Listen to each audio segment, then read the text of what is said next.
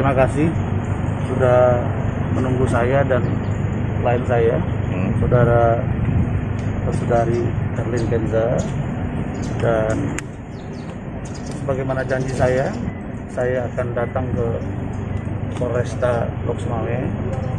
Tentu bukan dalam rangka untuk mengintervensi, tapi dalam rangka berkomunikasi sekaligus untuk bertanya tentang status yang disangkakan kepada klien saya.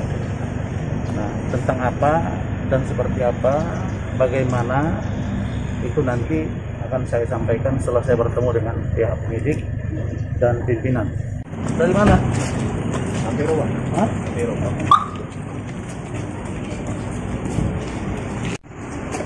Izin ya, Pak.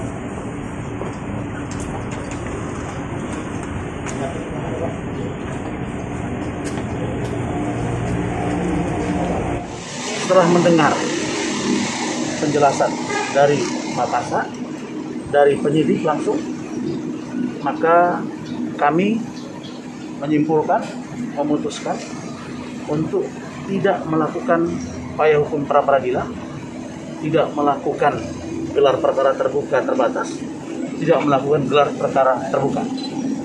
Tetapi kami mendorong untuk secepatnya kasus ini dilimpahkan dan segera disidangkan, dan insya Allah tidak terlalu lama akan diputus dan klien kami